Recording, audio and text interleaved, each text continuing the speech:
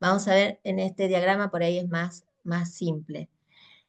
El feto en el vientre materno va a coincidir su ritmo circadiano con el de la mamá.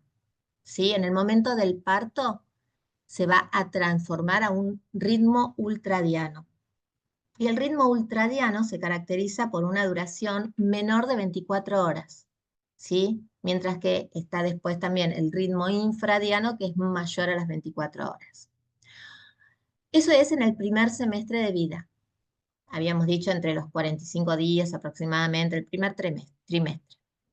Luego el inicio circadiano, el sueño bimonofásico, se va a dar cuando hay una maduración de la homeostasis, recién a los 6 meses y hasta los 4 años aproximadamente, hasta que ese ritmo comienza a madurar.